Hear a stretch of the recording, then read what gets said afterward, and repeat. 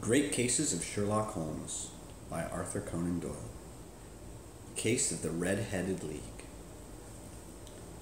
I had called upon my friend, Mr. Sherlock Holmes, one day in the autumn of last year, and found him in deep conversation with a very stout, florid-faced, elderly gentleman with fiery red hair. With an apology for my intrusion, I was about to withdraw, when Holmes pulled me abruptly into the room and closed the door behind me. "You could not possibly have come at a better time, my dear Watson," he said cordially. "I was afraid that you were engaged." "So I am, very much so." "Then I can wait in the next room." "Not at all. This gentleman, Mr. Wilson, has been my partner and helper in many of my most successful cases, and I have no doubt that he will be of the utmost use to me in yours also." The stout gentleman half rose from his chair and gave a bob of greeting, with a quick little questioning glance from his small, fat, encircled eyes. "Try the settee," said Holmes, relapsing into his armchair and putting his fingertips together, as was his custom when in judicial moods.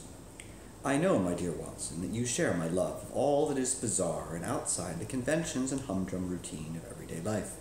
You have shown your relish for it by the enthusiasm which has prompted you to chronicle, and if you will excuse my saying so, somewhat to embellish, so many of my own little adventures. Your cases have indeed been of great interest to me," I observed.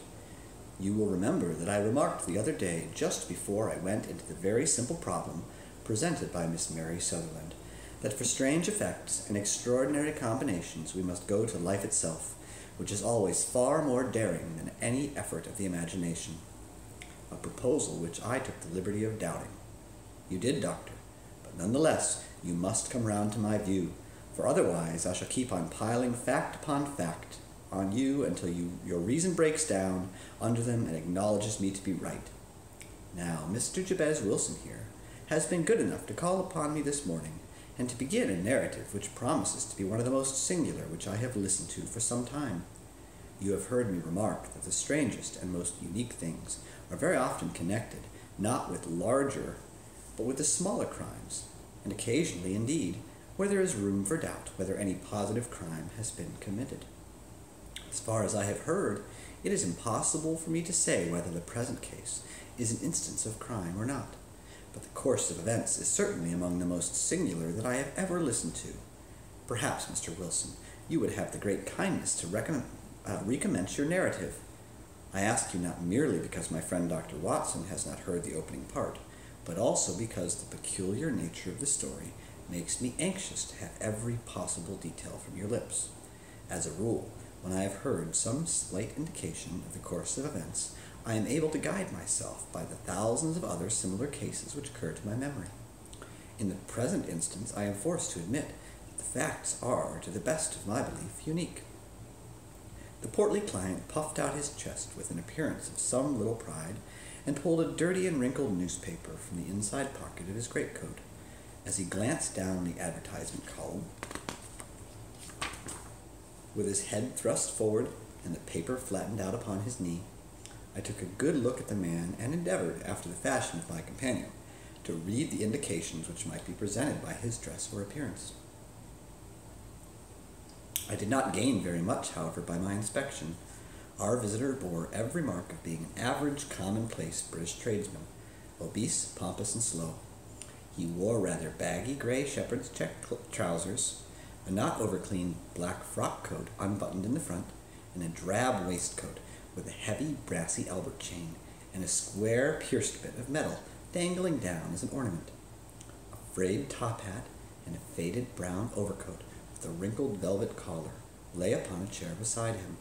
Altogether, look as I would, there was nothing remarkable about the man save his blazing red head and the expression of extreme chagrin and discontent upon his features. Sherlock Holmes' quick eye took in my occupation, and he shook his head with a smile as he noticed my questioning glances.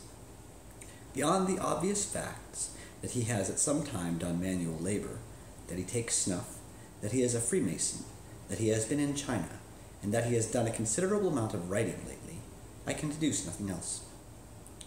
Mr. Jabez Wilson started up in his chair, with his forefinger upon the paper, but his eyes upon my companion. "How in the name of good fortune did you know all that, Mr. Holmes?" he asked. "How did you know, for example, that I did manual labor? It's as true as gospel, for I began as a ship's carpenter. Your hands, my dear sir. Your right hand is quite a size larger than your left. You have worked with it, and the muscles are more developed. Well, the snuff, then, and the Freemasonry. I won't insult your intelligence by telling you how I read that, especially as, rather against the strict rules of your order, you use an arc and compass breastpin.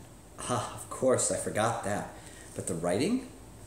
What else can be indicated by that right cuff so very shiny for 5 inches, and the left one with the smooth patch near the elbow, where you rested upon the desk?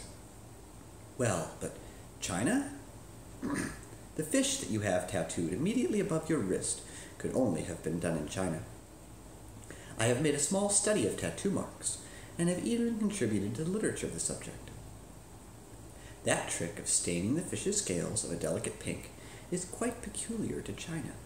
When, in addition, I see a Chinese coin hanging from your watch chain, the matter becomes even more simple. Mr. Jabez Wilson laughed heavily. Why, I never, said he. I thought at first that you had done something clever, but I see that there was nothing in it after all. I begin to think, Watson, said Holmes, that I make a mistake in explaining. Omni ignotum pro magnifico, you know, and my poor little reputation, such as it is, will suffer shipwreck if I am so candid. Can you not find the advertisement, Mr. Wilson? Yes, I've got it now, he answered, with his thick red finger planted halfway down the column. Here it is. This is what began it all. You just read it for yourself, sir. I took the paper from him and read as follows. To the Red-Headed League. On account of the bequest of the late Ezekiah Hopkins of Lebanon, Pennsylvania, USA, there is now another vacancy open which entitles a member of the League to a salary of £4 a week for purely nominal services. All red-headed men who are sound in body and mind and above the age of 21 years are eligible.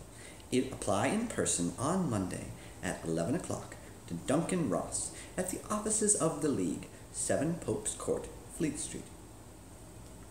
What on earth does this mean? I ejaculated after I had twice read over the extraordinary announcement. Holmes chuckled and wriggled in his chair, as was his habit when in high spirits. It is a little off the beaten track, isn't it? He said. And now, Mr. Wilson, off you go. Scratch and tell us all about yourself, your household, and the effect which this advertisement had upon your fortunes. You will first make a note, Doctor, of the paper and the date. It is the Morning Chronicle of April 27, 1890, just 2 months ago. Very good. Now, Mr. Wilson. Well, it is just as I have been telling you, Mr. Sherlock Holmes, said Jabez Wilson, mopping his forehead. I have a small pawnbroker's business at Saxe Coburn Square, near the city. It's not a very large affair, and of late years it has not done more than just give me a living. I used to be able to keep 2 assistants, but now I only keep 1. And I would have a job to pay him, but that he is willing to come for half wages so as to learn the business. What is the name of this obliging youth? Asked Sherlock Holmes. His name is Vincent Spaulding, and he's not such a youth either. It's hard to say his age. I should not wish a smarter assistant, Mr. Holmes, and I know very well that he could better himself and earn twice what I am able to give him. But after all, if he is satisfied, why should I put ideas in his head? Why indeed? You seem most fortunate in having an employee who comes under the full market price. It's not a common experience among employers in this age. I don't know that your assistant is not as remarkable as your advertisement. Oh, he has his faults too, said Mr. Wilson. Never was such a fellow for photography. Snapping away with a camera when he ought to be improving his mind, and then diving down into the cellar like a rabbit into its hole to develop his pictures. That is his main fault. But on the whole, he's a good worker. There is no vice in him. He's still with you, I presume? Yes, sir. He and a girl of 14 who does a bit of simple cooking and keeps the place clean. That's all I have in the house, for I am a widower and never had any family. We live very quietly, sir, the 3 of us, and we keep a roof over our heads and pay our debts if we do nothing more. The first thing that put us out was that advertisement. Spaulding, he came down into the office just this day 8 weeks, with this very paper in his hand, and he says, I wish to the Lord, Mr. Wilson, that I was a red-headed man.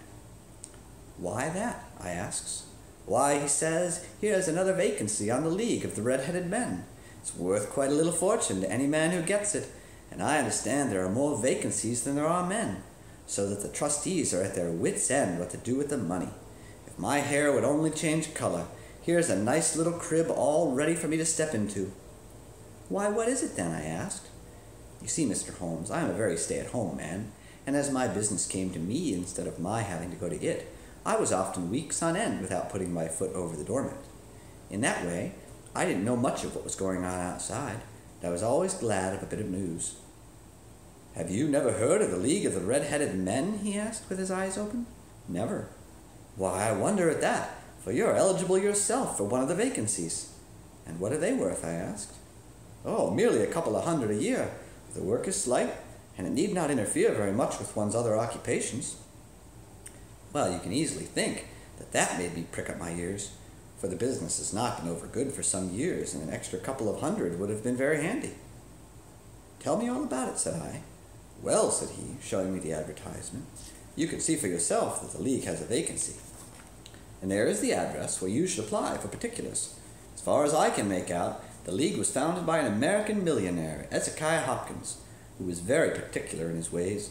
He was himself red-headed, and he had a great sympathy for all red-headed men. So when he died, it was found that he left his enormous fortune in the hands of trustees, with instructions to apply the interest to the providing of easy berths to men whose hair is of that color. From all I hear, it's splendid pay and very little to do." "But," said I, "there would be millions of red-headed men who would apply." "Not so many as you might think," he answered. "You see, it's really confined to Londoners and to grown men.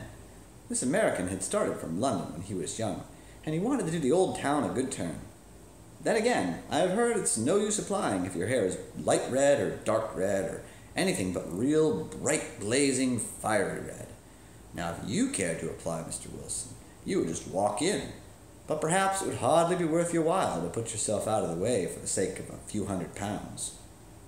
Now, it is a fact, gentlemen, as you may see for yourselves, that my hair is of a very full and rich tint, so that it seemed to me that if there was to be any competition in the matter, I stood as good a chance as any man that I had ever met. Vincent Spaulding seemed to know so much about it that I thought he might prove useful, so I just ordered him to put up the shutters for the day and to come right away with me. He was very willing to have a holiday, so we shut the business up and started off for the address that was given us in the advertisement. I never hope to see such a sight as that again, Mr. Holmes. From north, south, east, and west, every man who had a shade of red in his hair had tramped into the city to answer the advertisement. Fleet Street was choked with red-headed folk, and Pope's Court looked like a coster's orange barrel. I should not have thought there were so many in the whole country as were brought together by that single advertisement. Every shade of color they were, straw, lemon, orange, brick, Irish, setter, liver, clay, but as Spaulding said, there were not many who had the real, vivid, flame-colored tint. When I saw how many there were waiting, I would have given up in despair, but Spaulding would not hear of it.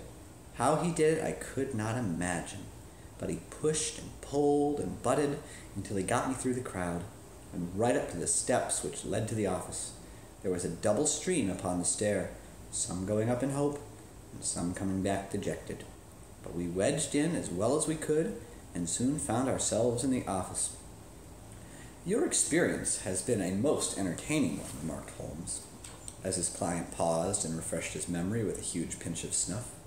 "Pray continue your very interesting statement."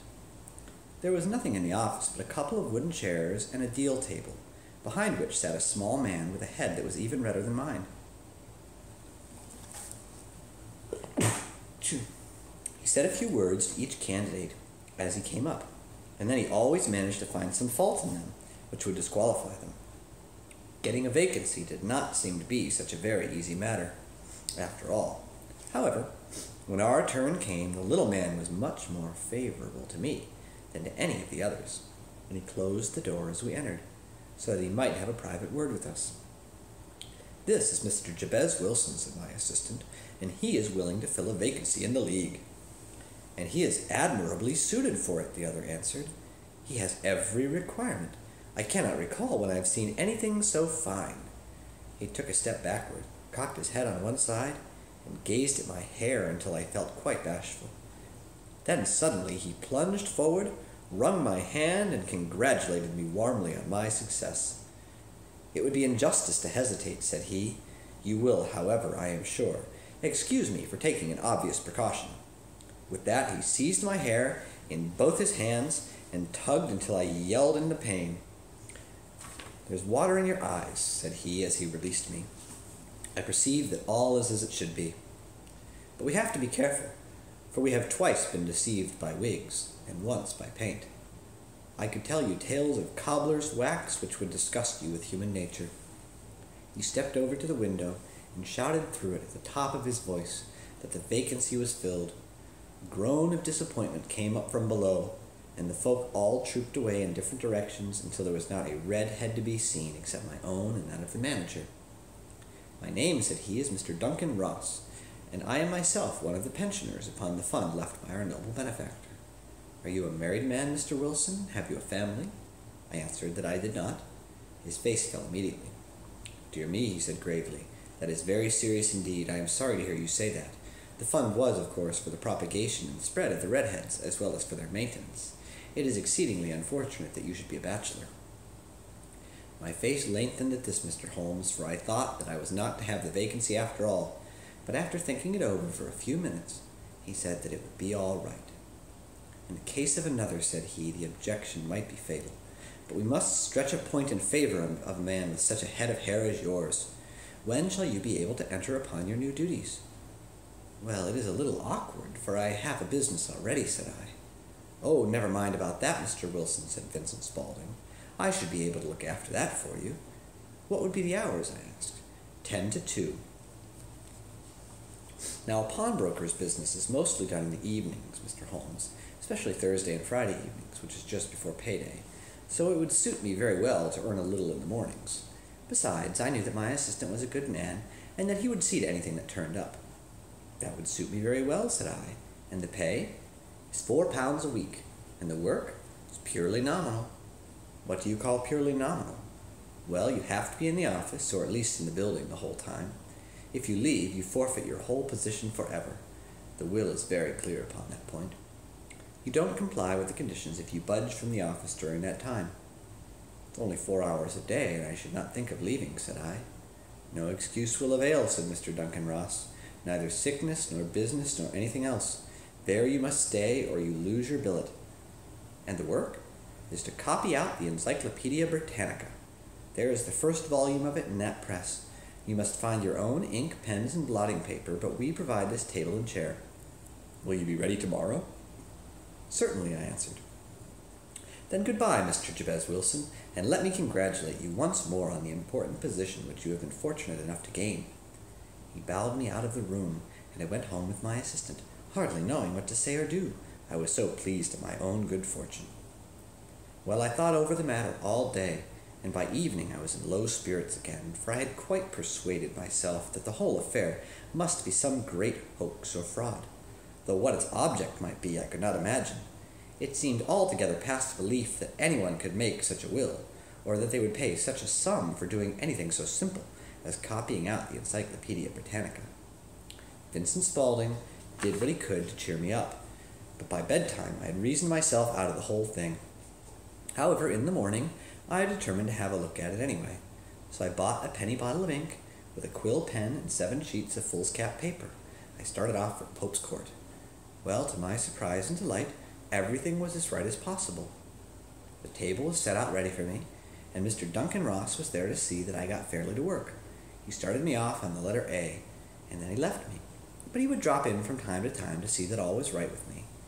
At 2 o'clock he bade me good day, complimented me upon the amount that I had written, and locked the door of the office after me.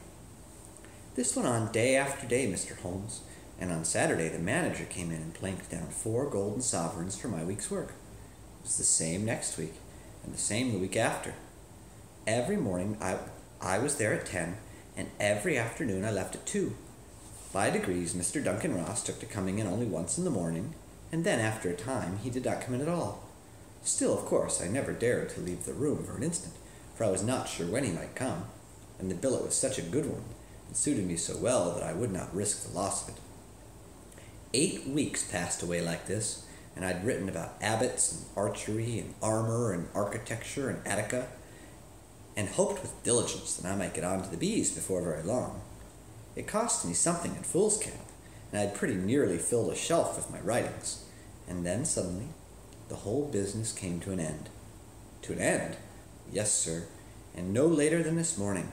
I went to my work as usual at 10 o'clock, but the door was shut and locked, with a little square of cardboard hammered onto the middle of the panel with a tack. Here it is. You can read for yourself. He held up a piece of white cardboard about the size of a sheet of notepaper. It read in this fashion: "The Red-Headed League is dissolved. October 9th, 1890. Sherlock Holmes and I surveyed this curt announcement and the rueful face behind it, until the comical side of the affair so completely overtopped every other consideration that we both burst out in a roar of laughter. "I cannot see that there's anything very funny," cried our client, flushing up to the roots of his flaming head. "If you can do nothing better than laugh at me, I can go elsewhere." "No, no," cried Holmes, shoving him back into the chair from which he had half risen. "I really wouldn't miss your case for the world. It's most refreshingly unusual. But there is, if you will excuse my saying so, something just a little funny about it. Pray, what steps did you take when you found the card upon the door?" "I was staggered, sir. I did not know what to do. Then I called at the offices round, but none of them seemed to know anything about it. Finally I went to the landlord, who's an accountant living on the ground floor, and asked him if he could tell me what had become of the Red-Headed League. He said he'd never heard of any such body. Then I asked him who Mr. Duncan Ross was. He answered the name was new to him. "Well," said I, "the gentleman at number 4. "What, the red-headed man?" "Yes." "Oh," said he, "his name was William Morris. He was a solicitor and was using my room as a temporary convenience until his new premises were ready. He moved out yesterday." "Where could I find him?" "Oh, at his new offices. He did tell me the address. Yes, 17 King Edward Street, near St. Paul's." I started off, Mr. Holmes. When I got to that address, it was a manufactory of artificial kneecaps, and no one in it had ever heard of either Mr. William Morris or Mr. Duncan Ross. "And what did you do then?" asked Holmes. "I went home to Saxe Coburn Square, and I took the advice of my assistant. But he could not help me in any way. He could only say that if I waited, I should hear by post. But that was not quite good enough, Mr. Holmes. I did not wish to lose such a place without a struggle. So as I had heard that you were good enough to give advice to poor folk who were in need of it, I came right away to you."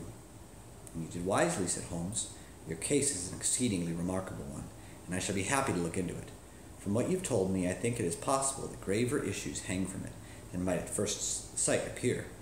"Grave enough," said Mr. Jabez Wilson. "Why, I've lost £4 a week." "As far as you're personally concerned," remarked Holmes, "I do not see that you have any grievance against this extraordinary league. On the contrary, you are, as I understand, richer by some £30, to say nothing of the minute knowledge you have gained on every subject which comes under the letter A. You have lost nothing by them." "No, sir, but I want to find out about them, and who they are, and what their object was in playing this prank, if it was a prank, upon me. It was a pretty expensive joke for them, for it cost them £32. "We shall endeavor to clear up these points for you. And first, 1 or 2 questions, Mr. Wilson. This assistant of yours, who first called your attention to the advertisement, how long had he been with you?" "About a month then." "How did he come?" "In answer to an advertisement." "Was he the only applicant?" "No, I had a dozen." "Why did you pick him?" "Because he was handy and would come cheap." "At half wages, in fact." "Yes." "What is he like, this Vincent Spaulding?" "Small, stout-built, very quick in his ways, no hair on his face, though he's not short of 30. He has a white splash of acid upon his forehead." Holmes sat up in his chair with considerable excitement. "I thought as much," he said. "Have you ever observed that his ears are pierced for earrings?" "Yes, sir. He told me that a gypsy had done it for him when he was a lad." "Hum," said Holmes, sinking back in deep thought. "He is still with you?" "Oh, yes, sir. I have only just left him."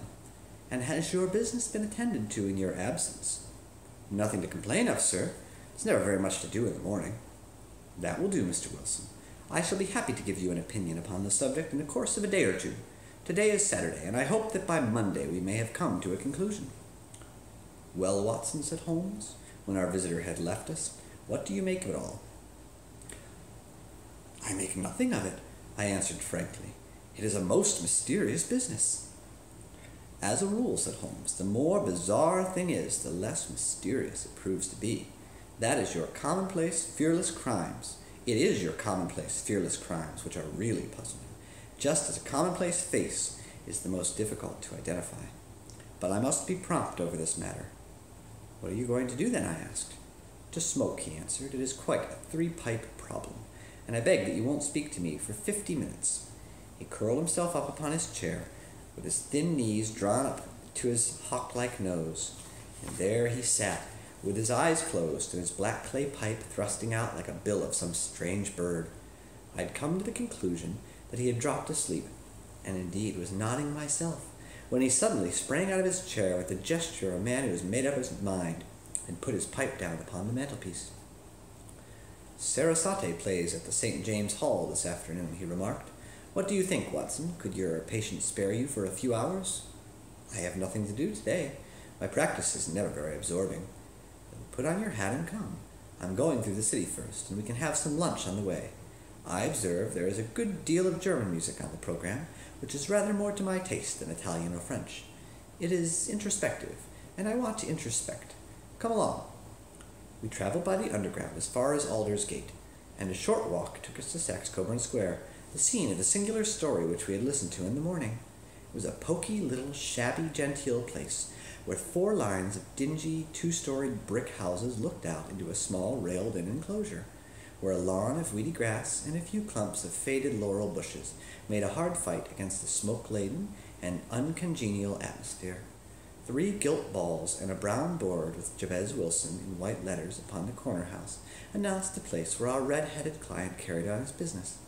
Sherlock Holmes stopped in front of it with his head on one side and looked it all over, with his eyes shining brightly between puckered lids. Then he walked slowly up the street and then down again to the corner, still looking keenly at the houses. Finally he returned to the pawnbroker's, and having thumped vigorously upon the pavement with his stick 2 or 3 times, he went up to the door and knocked. It was instantly opened by a bright-looking, clean-shaven young fellow, who asked him to step in. "Thank you," said Holmes. "I only wished to ask you how you would go from here to the Strand." "Third right, 4th left," answered the assistant promptly, closing the door. "Smart fellow, that," observed Holmes, as we walked away. "He is, in my judgment, the 4th smartest man in London, and for daring I am not sure he has not a claim to be the 3rd. I have known something of him before." "Evidently," said I, "Mr. Wilson's assistant counts for a good deal in this mystery of the Red-Headed League. I'm sure that you inquired your way merely in order that you might see him." "Not him." "What then?" "The knees of his trousers." "And what did you see?" "What I expected to see." "Why did you beat the pavement?" "My dear doctor, this is a time for observation, not for talk. We are spies in an enemy's country. We know something of Saxe-Coburn Square. Let us now explore the parts which lie behind it." The road in which we found ourselves as we turned round the corner from the retired Saxe-Coburn Square presented as great a contrast to it as the front of a picture does to the back. It was one of the main arteries which conveyed the traffic of the city to the north and west. The roadway was blocked with the immense stream of commerce, flowing in a double tide inwards and outwards, where the footpaths were black and the hurrying swarm of pedestrians. It was difficult to realize, as we looked at the line of fine shops and stately business premises, that they really abutted on the other side upon the faded and stagnant square which we had just quitted. "Let me see," said Holmes, standing at the corner and glancing along the line. "I should just like to remember the order of the houses here. It's a hobby of mine, to have an exact knowledge of London. There is Mortimer's, the tobacconist, the little newspaper shop, the Coburn branch of the city and the suburban bank, the vegetarian restaurant, the McFarland's carriage-building depot, and that carries us right on to the other block. And now, doctor, we've done our work, so it's time we had some play. A sandwich and a cup of coffee, and then off to Violin Land, where all is sweetness and delicacy and harmony, and there are no red-headed clients to vex us with their conundrums." My friend was an enthusiastic musician, being himself not only a very capable performer, but a composer of no ordinary merit. All the afternoon he sat in the stalls, wrapped in the most perfect happiness, gently waving his long, thin fingers in time to the music, while his gently smiling face and his languid, dreamy eyes were as unlike those of Holmes, the sleuth-hound, Holmes, the relentless, keen-witted, ready-handed criminal agent, as it was possible to conceive. In his singular character, the dual nature alternately asserted itself, and his extreme exactness and astuteness represented, as I have often thought, the reaction against the poetic and contemplative mood which occasionally predominated in him. The swing of his nature took from extreme languor to devouring energy, and as I knew well, he was never so truly formidable as when, for days on end, he had been lounging in his armchair amid his improvisations and his black-letter editions. Then it was that the lust of the chase would suddenly come upon him, and that his brilliant reasoning power would rise to the level of intuition, until those who were unacquainted with his methods would look askance at him as on a man whose knowledge was not that of other mortals. When I saw him that afternoon, so enwrapped in the music of St. James's Hall, I felt that an evil time might be coming upon those whom he had set himself to hunt down. "You want to go home, no doubt, Doctor," he remarked as we emerged. "Well, it would be as well. And I have some business to do that will take some hours. This business at Saxe Coburn Square is serious." "Why serious?"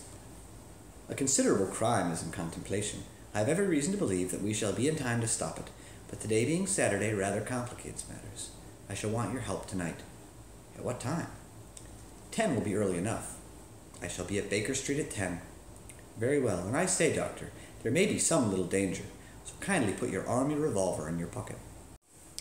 He waved his hand, turned on his heel, and disappeared in an instant among the crowd. I trust that I am not more dense than my neighbors, but I was always oppressed with a sense of my own stupidity in my dealings with Sherlock Holmes. Here I had heard what he had heard, I had seen what he had seen, and yet from his words it was evident that he saw clearly not only what had happened, but what was about to happen, while to me the whole business was still confused and grotesque. As I drove home to my house in Kensington, I thought over it all, from the extraordinary story of the red-headed copier of the encyclopedia, down to the visit to Saxe Coburn Square, and the ominous words with which he had parted from me. What was this nocturnal expedition, and why should I go armed? Where were we going, and what were we to do? I had the hint from Holmes that this smooth-faced pawnbroker's assistant was a formidable man, a man who might play a deep game. I tried to puzzle it out, but gave it up in despair and set the matter aside until night should bring an explanation.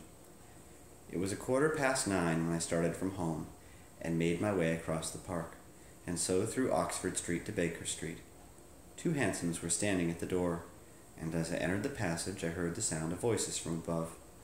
On entering his room, I found Holmes in animated conversation with 2 men, one of whom I recognized as Peter Jones, the official police agent, while the other was a long, thin, sad-faced man with a very shiny hat and oppressively respectable frock-coat.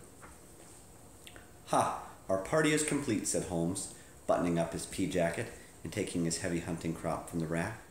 "Watson, I think you know Mr. Jones of Scotland Yard. Let me introduce you to Mr. Merryweather, who is to be our companion in tonight's adventure." "We're hunting in couples again, Doctor, you see," said Jones in his consequential way. "Our friend here is a wonderful man for starting a chase. All he wants is an old dog to help him to do the running down." "I hope a wild goose may not prove to be the end of our chase," observed Mr. Merryweather gloomily. "You may place considerable confidence in Mr. Holmes, sir," said the police agent loftily. "He has his own little methods, which are, if you won't mind my saying so, just a little too theoretical and fantastic, but he has the makings of a detective in him.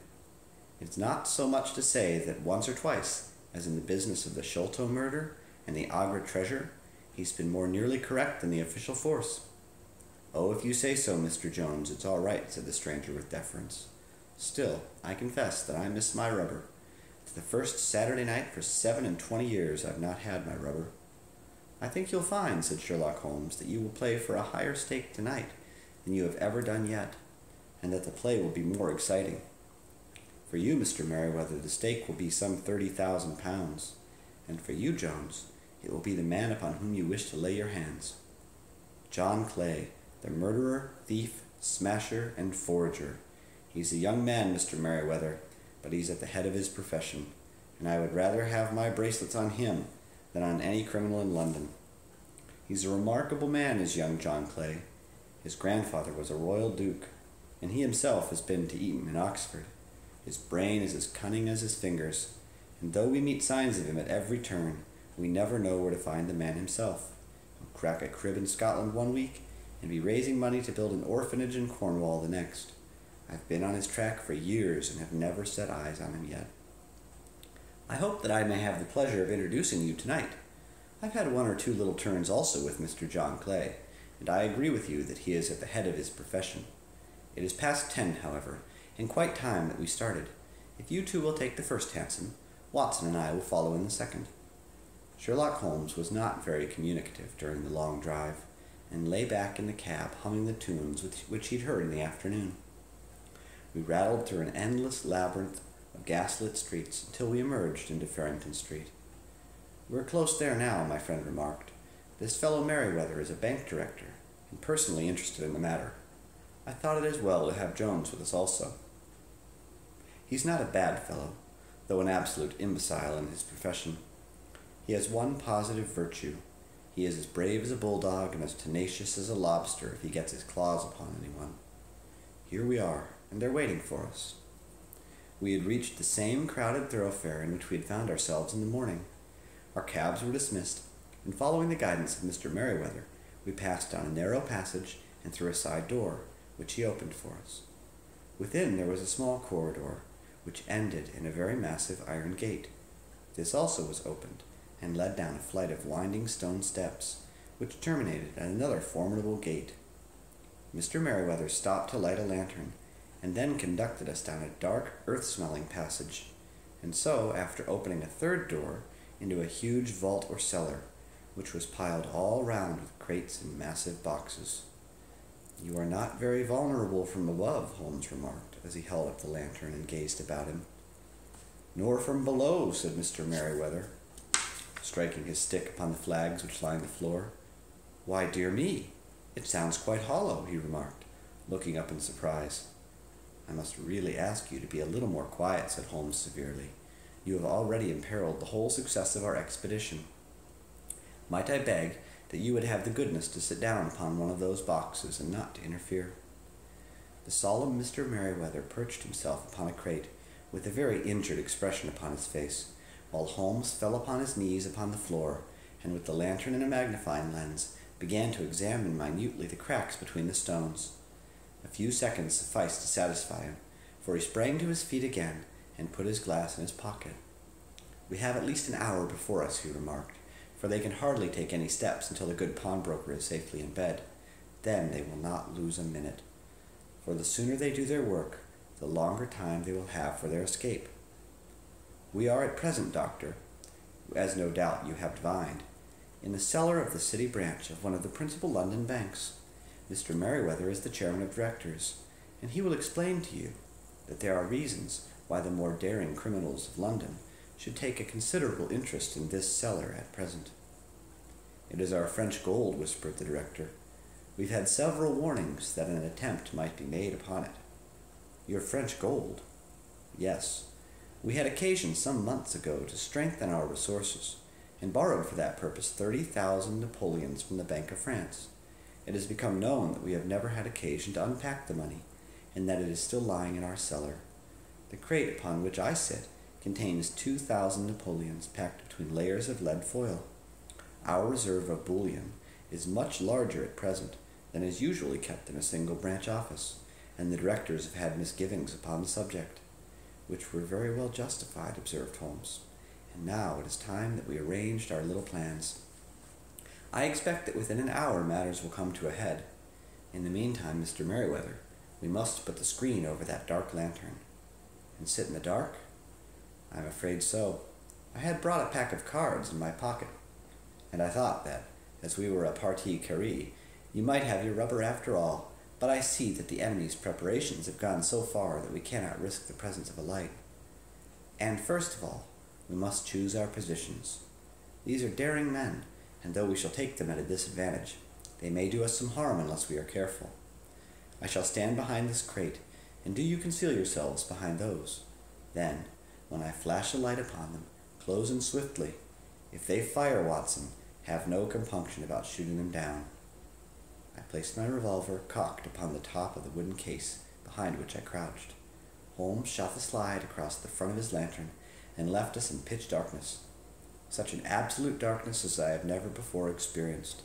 The smell of hot metal remained to assure us that the light was still there, ready to flash out at a moment's notice. To me, with my nerves worked up to a pitch of expectancy, there was something depressing and subduing in the sudden gloom and in the cold, dank air of the vault. "They have but one retreat," whispered Holmes. "That is back through the house into Saxe-Coburn Square. I hope that you have done what I asked you, Jones. I have an inspector and 2 officers waiting at the front door. Then we have stopped all the holes, and now we must be silent and wait." What a wait it seemed. From comparing notes afterwards, it was but an hour and a quarter. Yet it appeared to me that the night must have almost gone, and the dawn be breaking above us. My limbs were weary and stiff, for I feared to change my position. Yet my nerves were worked up to the highest pitch of tension, and my hearing was so acute that I could not only hear the gentle breathing of my companions, but I could distinguish the deeper, heavier in-breath of the bulky Jones from the thin sighing note of the bank director.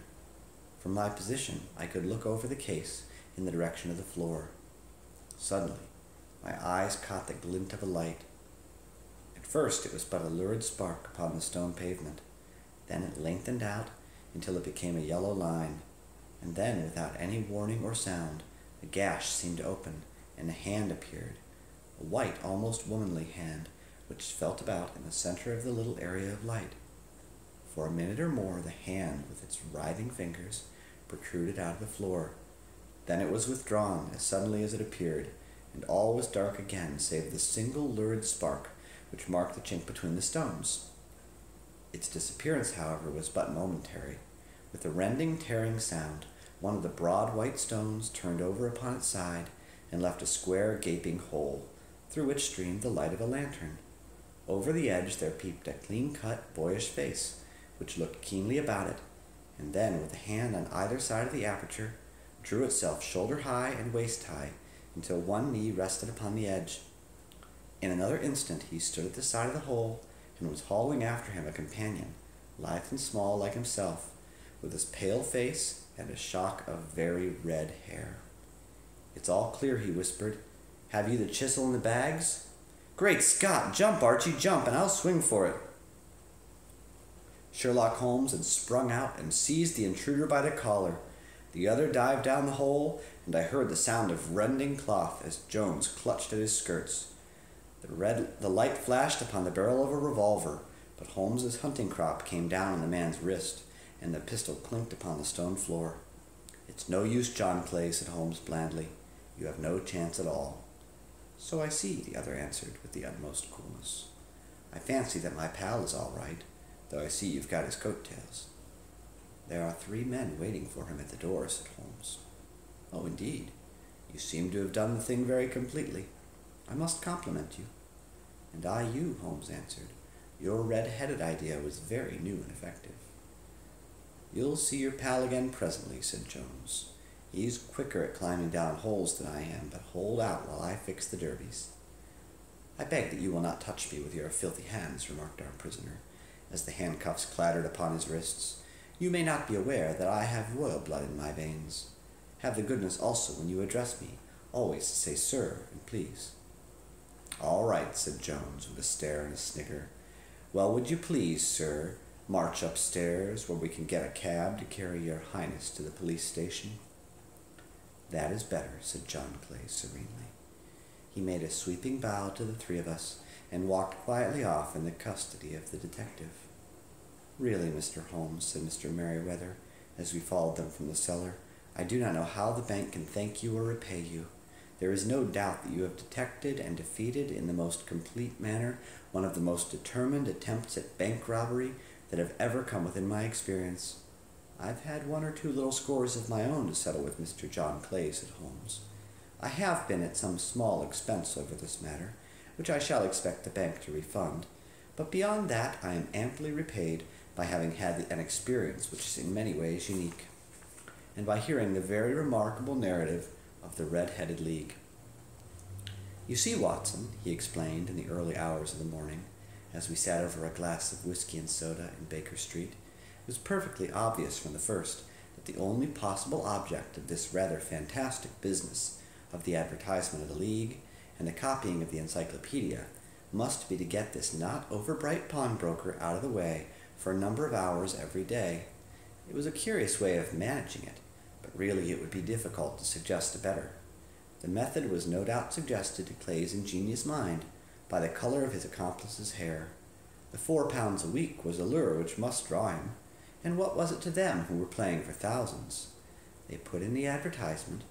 One rogue has the temporary office, the other rogue incites the man to apply for it, and together they managed to secure his absence every morning in the week.